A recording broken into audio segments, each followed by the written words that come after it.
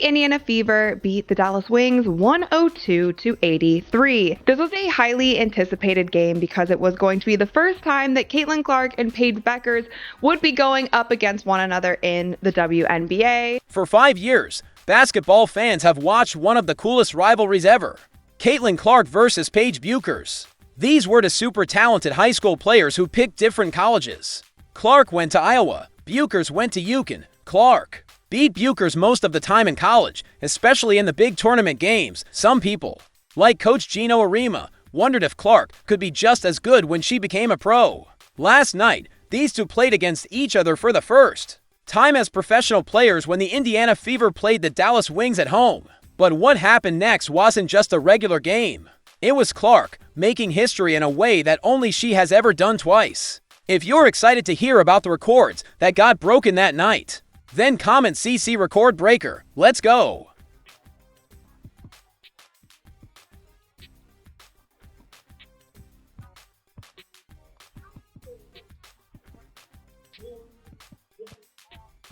Picture this. Two teenage basketball superstars, making everyone in America pay attention, were meant to play against each other for years. Caitlin Clark and Paige Bueckers first played against each other in high school. Both were ranked as the best young players, but had totally different ways of playing and different personalities. Clark brought crazy good scoring and amazing passing and could make three-point shots from really far away. Bueckers showed smooth skills and a sweet shot from medium distance and could see the court and pass almost as well as Clark could. Hey, Caitlin. You've known Paige since middle school. You guys were on the U19 World Cup team together. Is there anything that maybe stood out then about her, whether it be on or off court, that maybe still reigns true today? I mean, I feel like she's played in the same manner that she, has since she was, whether we were on the U16 team together, U19 team together, whether it was me watching her in AAU, like she's always just been smooth. She takes what the game gives her. Her midi has always been as nice as it's been this year. She's just she just plays way older than she is. Like she's confident, she's smooth, she just does everything at a high level, can score from all three levels. And that's how she's always played. And that's obviously translated really well. Their college choices were completely different.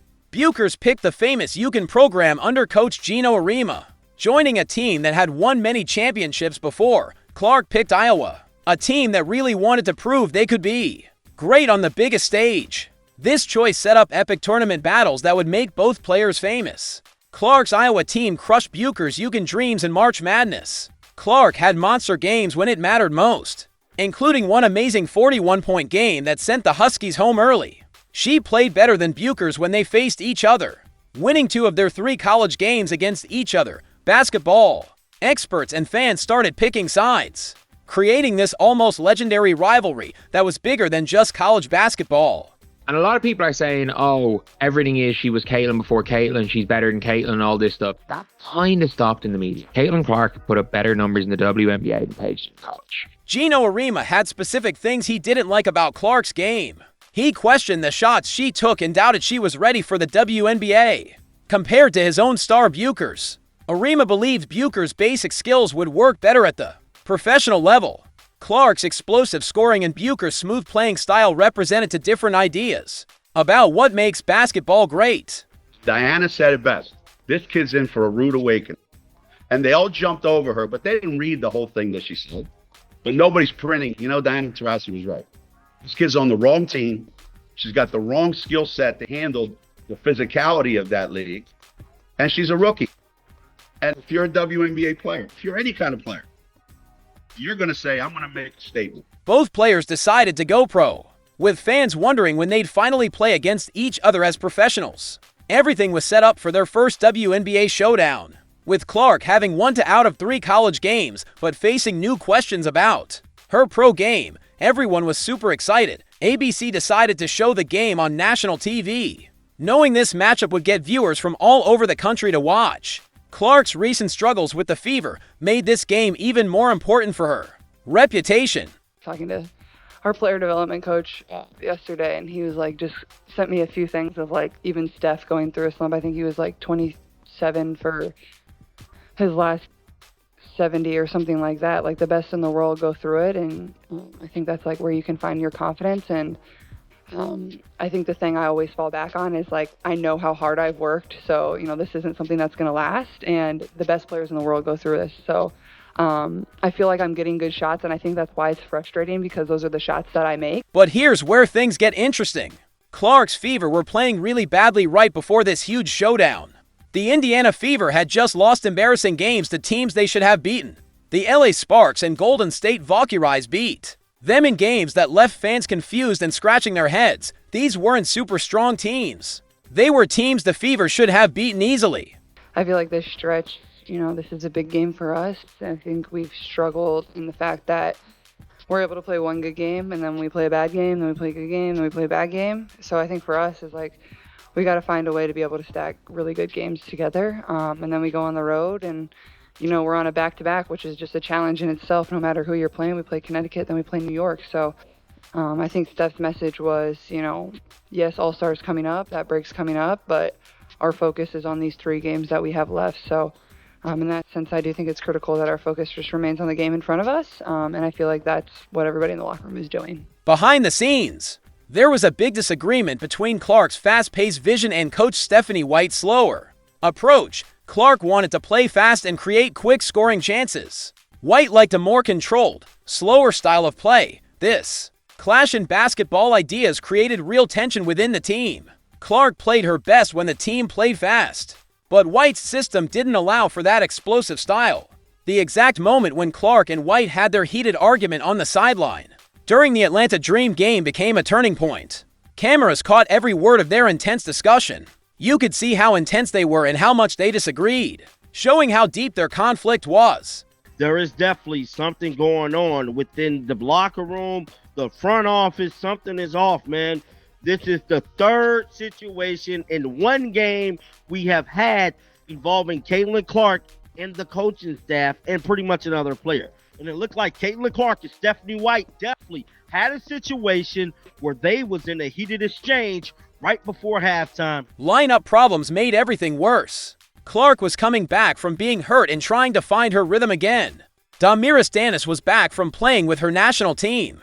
These changes messed up their teamwork completely. The team struggled to figure out consistent rotations and how their offense should work. Players were still trying to figure out their roles with key pieces coming and going.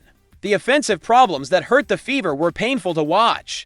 They missed shots game after game. Turnovers killed good scoring chances. The fast break magic Clark was best at was completely gone, as Clark herself said. I think we've struggled in the fact that we're able to play one good game, and then we play a bad game, then we play a good game, then we play a bad game. Clark's shooting struggles became a big worry during this time. She admitted she was going through a slump, but stayed confident. I'm never going to stop shooting, she said, comparing her situation to Steph Curry's occasional cold streaks. The breaking point came when the Fever finally stopped their losing streak. Against Atlanta, they won that game, but tensions between Clark and White were still high. The disagreement about how to play hadn't been solved. It was simply put on hold. You know, it can be frustrating when your shot isn't going in the way that you want it to, but then, like, I look at the box and it's like, I'm really 4 shots away from having a really good game, a really good shooting game. So that's where you find your confidence, and I know those are shots that I can make, and I'm never going to stop shooting. So, I mean, until I break out of it, I'm just going to keep launching, and that's all I know, and I'm still confident in everything that I can do. The Dallas game became the ultimate test. Would White finally let Clark play her preferred style? Or would the disagreement continue to hold back the team's potential?